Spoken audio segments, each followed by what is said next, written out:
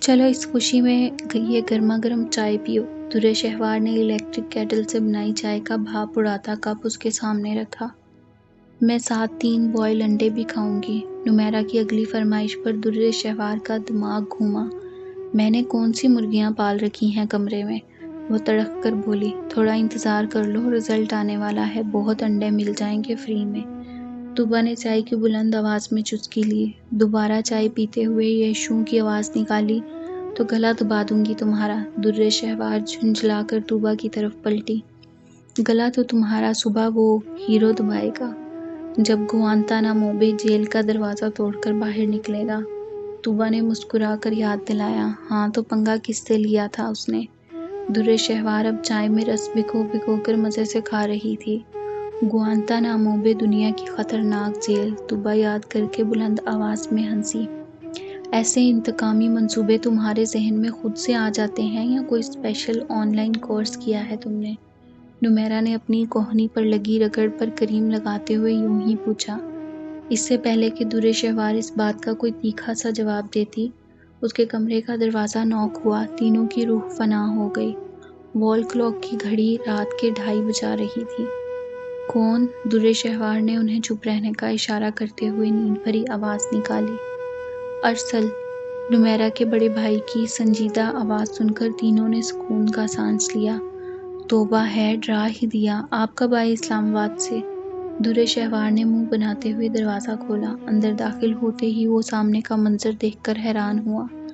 Nimra carpet پر کمبل اوڑھے نیم دراز تھی اور اس کے ساتھ فلور کشن پر طوبیٰ براجمان تھی۔ شام میں ہی آ گیا تھا۔ یہ بتاؤ، میری USB تھی تمہارے پاس؟ ارسل قائد اعظم یونیورسٹی سے فزکس میں MSc کر رہا تھا اور زیادہ تر نور محل میں وہاج بھائی اور فاریہ بھابھی کے ساتھ ہی رہتا تھا۔ دوستانہ مزاج کا حامل ارسل اپنی بہن نمیرہ کے برعکس بہت نرم فطرت کا حامل تھا۔ ہاں ہاں میرے ہی پاس ہے، لیکن آپ کو کیسے پتہ چلا کہ ہم لوگ جاگ رہے ہیں؟ درِ شہوار حیران ہوئی۔ تم لوگوں کے کمرے سے آنے والی آوازیں سن کر اندازہ ہو گیا تھا۔ ساری فوجیں ہیڈ کوارٹر میں اکٹھی ہیں۔ ارسل نے درِ شہوار کے روم کو ہیڈ کوارٹر کا نام دے رکھا تھا کیونکہ شرارتوں کے سارے منصوبے یہیں بیٹھ کر بنتے تھے۔ آ جائیں، آپ بھی چائے پئیں گے؟ نمیرہ نے کوہنی کے بل اٹھتے ہوئے اپنے بھائی کو دعوت دی۔ نہیں، تم لوگ انجوائے کرو، مجھے اپنی ایک اسائنمنٹ مکمل کرنی ہے۔ درِ شہوار کہاں ہے میری USB؟ ارسل کو یاد آیا کہ وہ کس کام سے آیا تھا۔ اس کے لیے تمہیں میرو بھیا سے کانٹیکٹ کرنا ہوگا کیونکہ انہی کے لیپ ٹاپ پورٹ میں لگی ہوئی ہے۔ درِ شہوار نے مسکرا کر بتایا۔ اوہ نو، لیپ ٹاپ تو لے گیا وہ کھاریاں۔ ارسل ہلکا سا مایوس ہوا۔ کھاریاں؟ کیا مطلب؟ ابھی 2-2.5 گھنٹے پہلے تو نیچے ملاقات ہوئی ہے ان کی طوبیٰ سے۔ کیوں طوبیٰ؟ درِ شہوار کے ایک دم پوچھنے پر وہ ہلکا سا گڑبڑا گئی۔ ہاں ہاں بالکل، طوبیٰ نے جھٹ اس بات میں سر ہلایا۔ آئی ڈونٹ نو، میرے ساتھ بھی اس کی 2 گھنٹے پہلے ہی بات ہوئی تھی اور تب وہ مری سے نکل رہا تھا۔ ارسل نے ان کی معلومات میں اضافہ کیا۔ لیکن اس طرح اچانک کیوں؟ انہوں نے تو سنڈے کو جانا تھا۔ درِ شہوار پریشان ہوئی اور جسے اصل میں فکر مند ہونا چاہیے تھا، وہ مزے سے بیٹھی ڈرائی فروٹس کھا رہی تھی۔ میں کیا کہہ سکتا ہوں، مجھے کچھ نہیں بتایا اس نے۔ ارسل نے اپنا دامن بچایا۔ یہ کیسے ممکن ہے آپ کو نہ بتایا ہو؟ درِ شہوار کو بالکل یقین نہیں آیا کیونکہ وہ جانتی تھی شاہ میر اور ارسل ایج فیلوز ہونے کے ساتھ ساتھ بیسٹ فرینڈز بھی تھے اور ایک دوسرے کے گہرے رازدان بھی۔ بھئی میں اس کا پرسنل اسسٹنٹ تھوڑا ہی ہوں؟ طوبیٰ سے پوچھو، شاید اسے کچھ بتایا ہو۔ ارسل کے شرارتی انداز پر طوبیٰ بوکھلا گئی۔ اس کے ہاتھ میں پکڑی چل گوزوں کی پلیٹ چھوٹ کر نیچے کارپیٹ پر جا گری۔ ارسل اور درِ شہوار کے ساتھ ساتھ نمیرہ نے بھی چونک کر اس کی طرف دیکھا جس کے چہرے پر ایسے ہوائیاں اڑ رہی تھیں جیسے وہ چوری کرتے ہوئے رنگے ہاتھوں پکڑی گئی ہو۔ مری میں محمد ہادی کی صبح کا آغاز بڑے ہنگامہ خیز انداز میں ہوا تھا۔ ملازم گل خان نے انہیں بتایا کہ باہر کا دروازہ کسی نے لاک کر رکھا ہے۔ کچن کی کھڑکی کی سوراخ توڑ کر گل خان باہر نکلا تو ایک موٹا تازہ تالا اس کا منہ چڑھا رہا تھا اور جب اس نے گھر کے گیٹ کو کھول کر باہر جانا چاہا تو معلوم ہوا کہ پہلے سے اندر لگے لاک کے ساتھ بھی کوئی کارستانی ہو چکی ہے۔ اس برفانی موسم میں 2 تالوں کو توڑنا اور پھر گیٹ کی کنڈی ہی اکھڑ گئی تھی۔ گل خان بڑی مشکل سے کسی بندے کو ڈھونڈ کر لایا تھا جس نے گیٹ کی کنڈی کو دوبارہ اس کی اصلی حالت میں جوڑا۔ دوسرا گل خان رات کو گیزر جلانا بھی بھول گیا تھا اور اس سارے چکر میں دن کے 12 بج چکے تھے اور اس وقت آفس جانا خود اپنے پیروں پر کلہاڑی مارنے کے مترادف تھا، کیونکہ ڈی ایف او کے وزٹ کی اطلاع انہیں آ چکی تھی۔ تم مانو یا نہ مانو، یہ ساری بےہودگی اسی درِ شہوار گینگ کی ہے، محمد ہادی نے غصے میں بالکل درست اندازہ لگایا۔ ظاہر ہے، اور کون کر سکتا ہے ہمارے ساتھ یہ حرکت؟ سعد کمبل میں بکل مارے دونوں پاؤں صوفے پر رکھے بیٹھا ہاتھوں کو رگڑ کر سردی کی شدت کو کم کرنے کی کوشش کر رہا تھا۔ خواہ آفس سے بھی چھٹی کرنا پڑ گئی، اب منڈے کو اس ڈی ایف او کی جھاڑ سننا پڑے گی مفت میں۔ ہادی بیزاری سے گویا ہوا، ویسے بڑے ہی کوئی شیطانی دماغ ہیں ان لڑکیوں کے۔ سعد نے مسکراتے ہوئے تھرمس سے گرما گرم چائے کپ میں انڈیلی۔ یہ تو کھلی غنڈہ گردی ہے۔ ہادی کا چہرہ غصے کی زیادتی سے سرخ ہوا۔ غنڈہ گردی نہیں، دادا گیری۔ سعد نے ہنسی کا لقمہ دیا۔ ان کو ذرا بھی کسی کا خوف نہیں۔ ہادی نے غصے میں گرما گرم چائے کا کپ منہ سے لگایا۔ ویسے گھر کو نام بہت مزے کا دیا ہے، گوانتانامو بے۔ سعد کو ایک دم ہی یاد کر کے ہنسی آ گئی۔ میں آج ہی میر حاکم علی کو جا کر بتا کر آتا ہوں ان کے گھر کی عورتوں کی کارستانیاں۔ ہادی کا بلڈ پریشر ایک دفعہ پھر ہائی ہوا۔ لیو اٹ یار، خواہ سے بات بڑھ جائے گی۔ سعد نے بوکھلا کر اس کی شکل دیکھی، وہ واقعی سنجیدہ تھا۔ اگر اس سلسلے کو یہیں نہ روکا گیا تو ان کی بےہودگیوں کا دائرہ وسیع ہوتا جائے گا۔ ہادی نے ناشتے کی ٹرے کو اپنی طرف کیا۔ اس سارے ہنگامے میں صبح کا ناشتہ بھی خاصا لیٹ ہو گیا تھا۔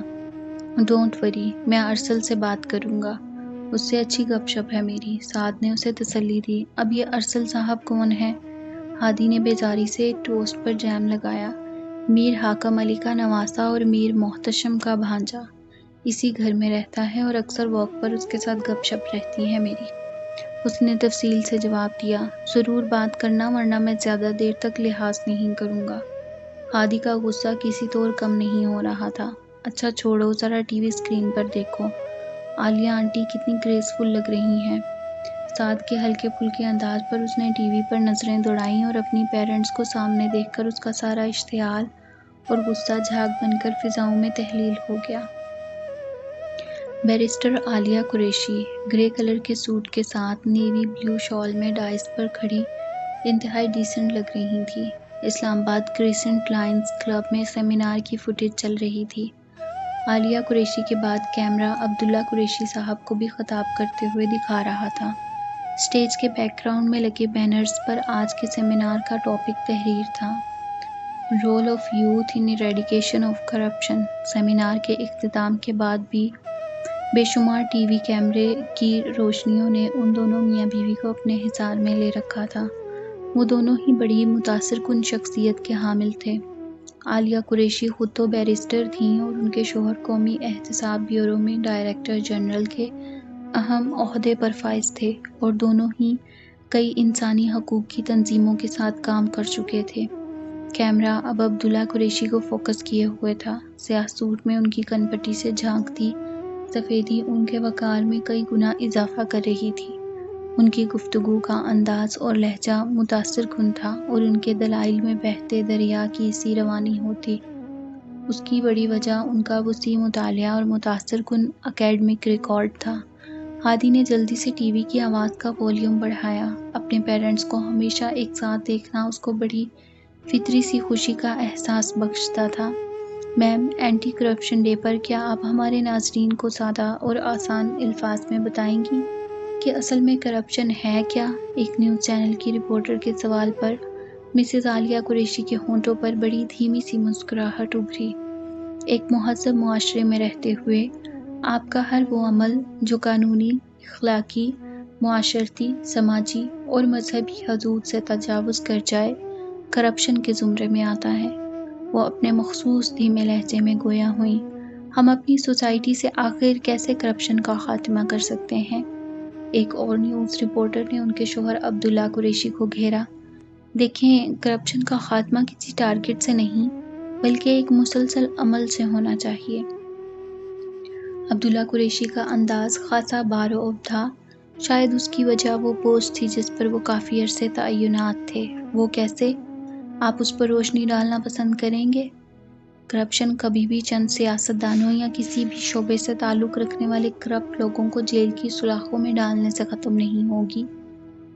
اس کے لیے ہمیں اپنی اخلاقی اقدار کو فروغ دینا ہوگا، معاشرتی تفریق کو ختم کرنا ہوگا اور لا اینڈ آرڈر کی صورتحال کو سب کے لیے یکساں کرنا ہوگا۔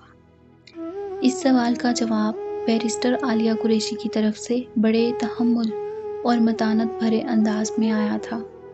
یہ بات تو طے ہے کہ آنٹی عالیہ جہاں بھی ہوں پورے ماحول پر چھا جاتی ہیں۔ سعد نے کھلے دل سے انہیں سراہتے ہوئے ریموٹ کنٹرول سے ٹی وی کی آواز کم کی۔ ماشاءاللہ بہت کمپوزڈ اور اسٹرانگ نروس کی حامل ہیں تمہاری مدر۔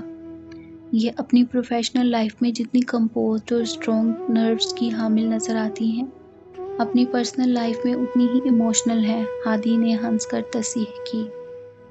لیکن صرف تمہارے معاملے میں، سعد نے اسے یاد دلایا۔ ہاں، میرے معاملے میں تو بہت پوزیسو ہے، وہ بڑے دل سے مسکرایا۔ تمہیں پتہ ہے، میں پری میچیورڈ بیبی تھا اور 1 ماہ مجھے نرسری میں رکھنا پڑا، اور وہ 1 مہینہ ماما نے پراپر کھانا نہیں کھایا تھا، اور میری پیدائش میری سگی پھوپھو کے ہاتھوں ہوئی تھی، جو بہترین گائنیکولوجسٹ تھیں، لیکن جب تک میری کنڈیشن اسٹیبل نہیں ہوئی، ماما روزانہ پھوپھو سے لڑتی تھی کہ تم نے میرا کیس خراب کر دیا۔ ہادی نے ماضی کی چند چیزوں کو پہلی دفعہ سعد سے شیئر کیا۔ ہاں، اتنا تو پتہ ہے مجھے، پورے 13 سال بعد قدم رنجا فرمایا تھا تم نے دنیا میں۔ سعد نے مسکراتے ہوئے ٹوسٹ پر جیم لگایا۔ ماما نے میرے ایک ایک دن کی تصویروں کا ایک پورا ریکارڈ مرتب کر رکھا ہے۔ ہادی کی بات پر وہ خوشگوار حیرت کا شکار ہوا۔ اسی وقت ہادی کے سیل فون کی گھنٹی بجی۔ دوسری طرف مناہل تھی، اس کی پھوپھوزاد کزن۔ ہاں بھائی منو، پہنچ گئی ہو گھر؟